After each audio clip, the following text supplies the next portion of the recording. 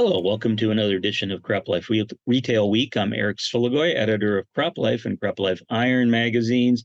Here again with Lara Sowinski. And Laura, as you can tell from my backdrop, I actually made it into the office today. What a concept, right?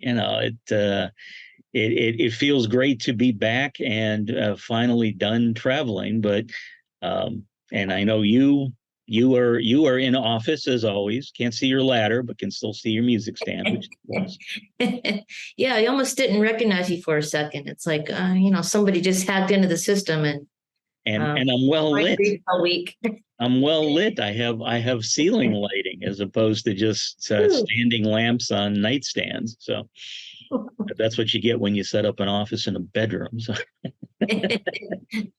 Well, I'm glad you're home, at least for a while, right? yes.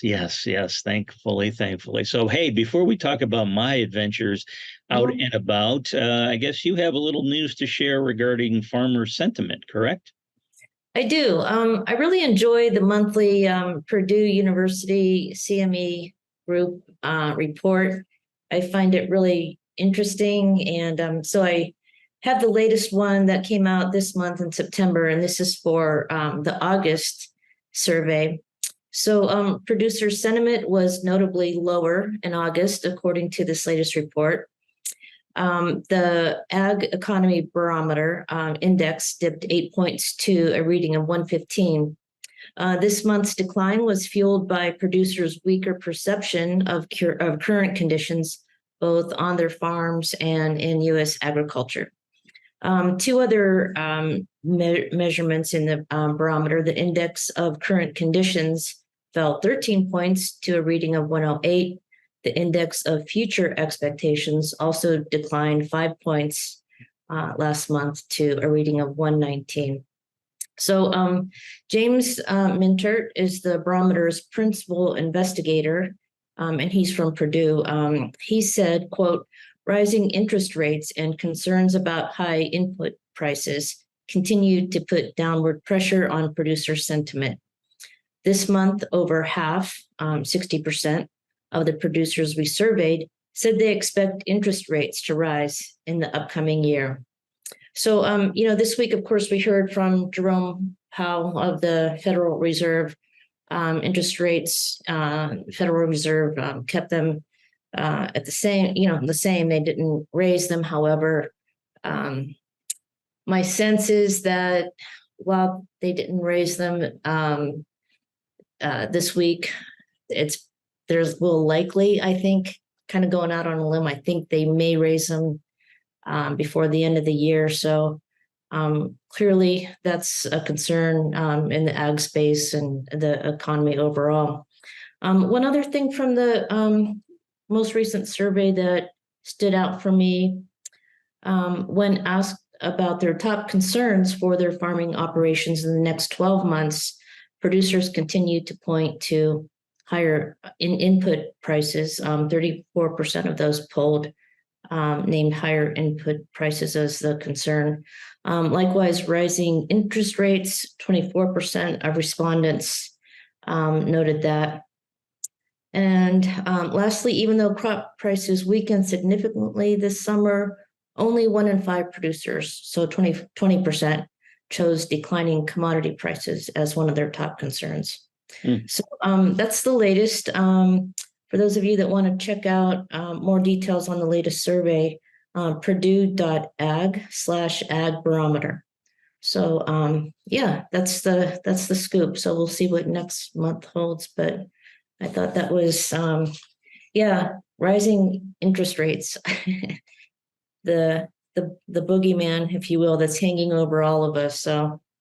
Yeah, I have heard more about rising interest rates recently from folks that I've been visiting with on the road. But again, I've got some information to share on from one of my events, and it sort of jibes with what you were saying to a point, but then there were other factors that were mentioned. So we'll get to that in a few moments here. First up, of course, last week I was on the road. I was at the CPDA CropLife America meetings. And at the CPDA annual meeting, one of the speakers was our friend Daren Coppeck from the Agricultural Retailers Association. Mhm. I've got a couple of video clips to share. In this first one, Daren actually was kind of spelling out the way things work or don't these days in Washington, D.C. And I thought his analogy was spot on when he compared things to the old game. You might remember Rock'em Sock'em Robots. So here is the clip of Daren talking about the D.C. situation. This is a great metaphor for what's going on in Washington at the moment, because you've got the red team and the blue team beating the crap out of each other until somebody's head pops off. And then they reset and they start to do it all over again. And maybe somebody's going to win someday, but it's just like an ongoing fight. But it seems to me that in a lot of ways we've forgotten, at least at the federal level, that we're Americans first and Republicans and Democrats second. There used to be a lot of statesmen or statespeople in the capital that could find compromise and find common ground. And anymore, when they do that, they get primaried and they don't get back to Washington. It's a risky business to try to cooperate. It's frustrating. It's a really hard environment to work in. But it is the environment that we have to work in. And so you have to be sensitive to those kinds of things as you work on issues and whose toes you might step on by saying something or doing something. It's a lot of walking on eggshells. First of all, let me talk about some high-level issues that are kind of a background to everything else we're going to talk about today. One is that when you have a Congress that's wrapped around the axle like ours is now, the administration can do whatever they want because the Congress is not able to check them. They can call people up to have hearings, but they can't pass Congressional Review Act legislation to stop a rulemaking. And so the administration just kind of runs wild. We saw this happen in the Obama administration 2 years ago. We've seen it certainly happen in the EPA recently. Thank God, knock on wood, OSHA hasn't done it to us yet, but they may. DOL certainly has got some strange things in the hopper. But so you've got that going on where the agencies are really where the action is. And so we're spending a lot of time with them and probably less time on the Hill because of that. And as we get closer to the election, that situation will get even worse. The other thing I want to share with you, though, and this is the thing around gorilla that nobody wants to talk about, that's our fiscal situation. I mean, we need CPDA's fiscal managers to come run the federal budget. You're doing much better than we are. You look at what we've got now, $32 trillion total debt, which is much bigger than our entire economy. So think about that for a minute. Our entire GDP, if we were to take every penny earned by our economy and economic activity and use it to pay off the debt, we'd still be, several $1 trillion short. Now we have 5% interest rates, or maybe higher. And so if we do that, now we're spending $1.5 trillion on interest every year. That's money that can be spent on something else. Infrastructure, tax breaks, war in Ukraine, farm bill policy, whatever. But it's going to be spent on interest instead. And a phenomenon that economists call crowding out. And if you look at our current budget situation of a 6.87 in budget with 4.9 in income, those numbers don't add up either. We're going to add another trillion, 1.7 trillion to the debt just this year because we can't keep our stuff in control. Now, what do you do about this? That's the real question. Because can you imagine, if you're going to solve this problem, you've got to either raise taxes or cut spending until you get the two match, right? I mean, you can't run your business like this. I can't run the area like this. Jerry can't run CPDA like this. But can you imagine if somebody's going to step out there and say, all right, for the good of the country, so we stop losing money, vote for me and I'll raise your taxes and I'll cut back your government services. Last time somebody tried that, it was Walter Mondale. It did not work very well. We have a really short-sighted view of what we want to do, and it's all about, what's in it for me, rather than what's in it for us as a country. And until we get past that, I don't know if we solve this problem. So that's what Daren Coppeck had to say regarding the situation regarding Democrats and Republicans in Washington, D.C. And I have to give him props because, again, Rock'em Sock'em Robots, one of the robots was red, one was blue. And those are the party colors that we've been talking about ad nauseum for the last 8 years or so. So I thought it was a great comparison how they just love to tweak each other's noses or knock their blocks off, then reset and do it all over again. I thought it was great. Yeah, it's good. Yeah, that was the colorful clip. Now, regarding actual policy and things going on in the marketplace that have an impact, Daren, the second clip, Daren's talking about the Waters of the United States Acts and rulings from the Supreme Court, recent ones, and that impact it might have on ag retailers going forward. And here is that clip from Mr. Coppeck. The big one that we have been focused on is the Waters of the United States definition. Now, why is this important? Well, let me start at the finish line, and then I'll come back to why it's important for us. There was a family in Idaho that bought a small parcel, decided they wanted to improve the land and drain some of the lands and do some other work on the property. And EPA and the Corps of Engineers came back and said, well, that was a wetland. And as a wetland, it qualifies as a water of the United States under the Clean Water Act, and therefore you violated the law by doing the work that you did on that property. And fined him $37,000 a day for the violation. So the Clean Water Act says that anything that is navigable water is subject to this act. And to me, navigable water means something you can float a boat on. I'm fairly simplistic in that concept, and that's kind of a black and white thing, but that is not what the agencies have taken it to mean. In fact, in 2004, and even worse in the 2017 rule, they said anything that is adjacent to a water in the United States, so a stream or a wetland that definitely is jurisdictional, if it's adjacent, then it doesn't have to be adjoining to be adjacent.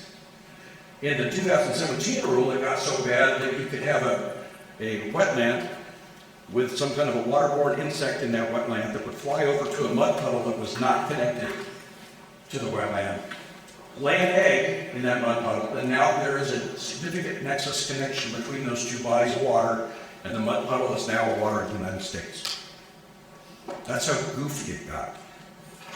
And so what the second decision from the Supreme Court said was that piece of property, first of all, Sackett's property is not subject to the Clean Water Act.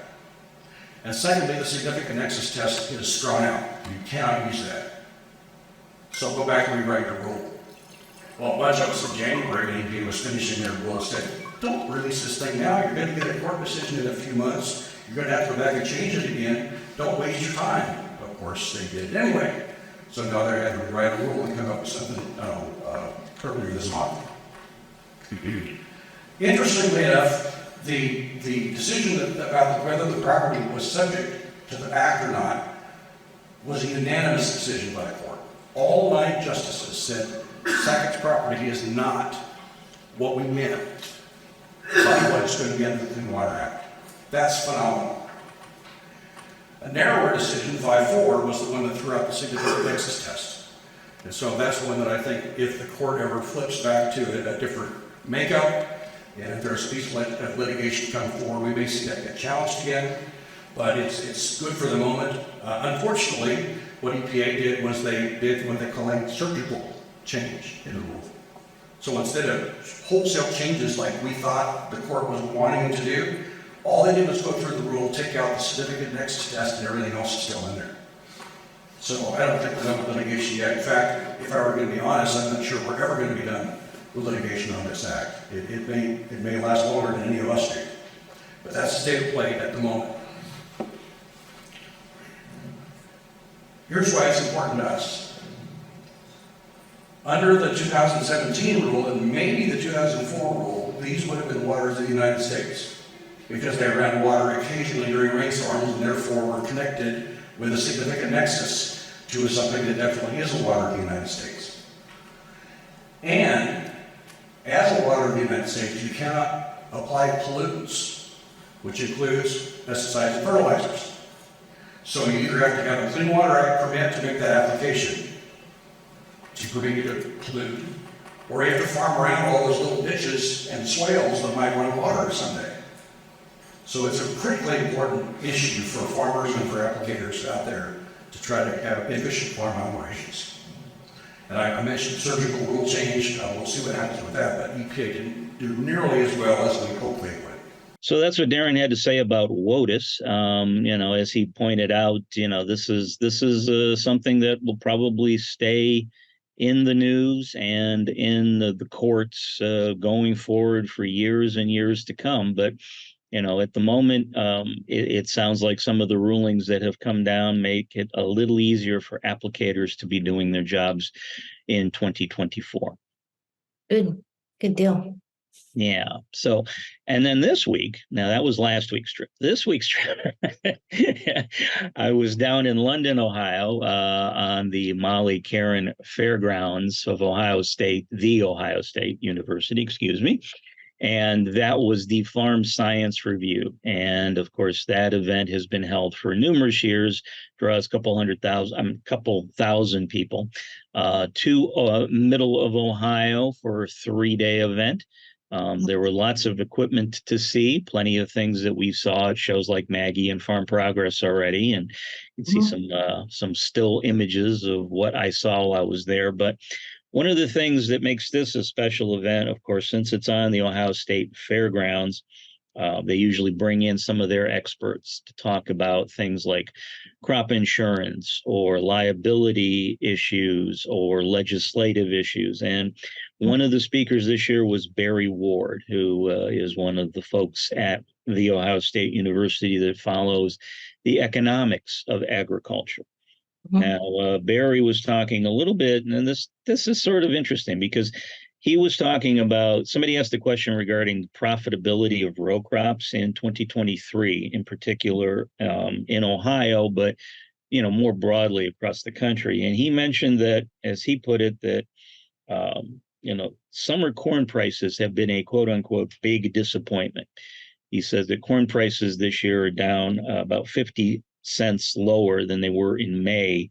And on the flip side, soybeans are up about 90 cents from May. So again, what he said, he said most of the growers that he's been talking to are mentioning that, since they're so heavily invested in corn, that corn prices being depressed is really what is depressing their general moods. It's a little different than the Purdue survey results.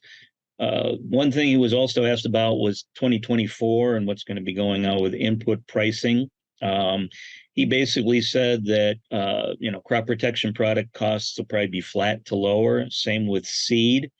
He sees equipment prices trending a little higher, maybe 5% or so. But so the one to really keep an eye on, of course, is fertilizer prices. He said that, right now the prices are pretty reasonable versus where they were a year ago when supply chain issues were coming into the mix in a big way. But he did warn that we've got to keep an eye on natural gas prices and usage. As he points out, most of the indicators are it's going to be a harder winter than last year. So natural gas prices might be going up, which could have an impact on nitrogen-based fertilizers as we go into the 24 spring application season. So that's what Barry Ward had to say regarding the situation in agriculture. So the natural gas prices was that just domestic or was that global? Did he give he said just keep an eye on them. He didn't specify if it was domestic or globally. However, I mean, I know, last year they were worried about European natural gas usage. I guess the winter was more mild, so it wasn't so bad. But if Europe has a hard winter and the US has a hard winter, there's going to be more natural gas being used. And, I guess the U.S. supplies quite a bit to the European nations. So it could be an interesting situation for fertilizer costs, at least nitrogen-based fertilizers going into next year. So again, something we'll keep an eye on moving forward, but that was Barry Ward's take. So great. Good stuff. Thank you. Yeah. All right, Miss Laura. Well, time for your favorite segment of the show. Time for Fun with Numbers. Sure you don't want to rename this Suffering with Numbers. Struggling with numbers. I'm having faith this year, because if you've been paying attention to the news, some of this number should not surprise you, and hopefully it will. Given your choices, hopefully you'll figure it out. So I'm having faith here. So Right. your number this week is 20 feet. 20 feet. Okay. 20 feet. All right. So is that 20 feet? Is that A, the difference in height between smart corn or short corn and conventional corn? Is it B, the drop in water levels on the Mississippi River since May? Is it C, the quote unquote wingspan of the largest drone currently on the market? Or is it D, the wear and tear equivalent on my shoes attending this year's trade show, as in wear and tear for 20 feet worth of shoe wear? Oh, man. Let's go with B, drop in the Mississippi.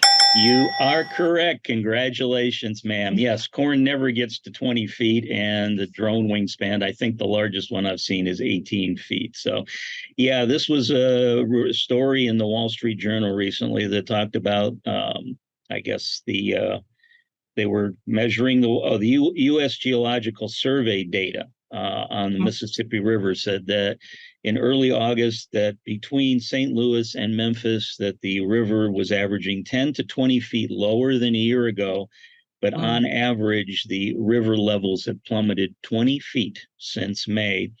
And of course that is very important for our friends in agriculture, because river barges transport a lot of grain and other products that farmers and retailers rely on this time of year. And obviously it's not stopping the traffic, but it's slowing it down significantly. So again, that's increasing costs to move the products, which probably will mean higher costs down the line for everyone involved. So Yep. Compounded with the lower levels in the Panama Canal that is slowing vessel traffic there. Yeah. Never a dull moment in supply chain, right? never a dull moment. But congratulations on getting the correct answer. Yes, I made sure the other choices were just outrageous enough that you wouldn't pick them. So yeah. So although an 18-foot wingspan versus I know I couldn't give you a complete softball here. I had to make it at least a 50-50 shot. So, but kudos and congratulations on getting fun with numbers for this week. It indeed was fun with numbers for Laura, as opposed to pain and suffering with numbers for Laura. Thank you. All good. Right. Well, thanks everyone for joining us this week for CropLife Retail Week. On behalf of myself, Eric Sfiligoj, Lara Sowinski, and everyone here, we hope you enjoyed it, and we'll see you again soon. If you have questions or comments about today's episode of Retail Week, contact us by email or Twitter, or type your message in the comment section below. Your feedback is important to us. We will try our best to address your thoughts in next week's episode, and be sure to subscribe to our YouTube channel.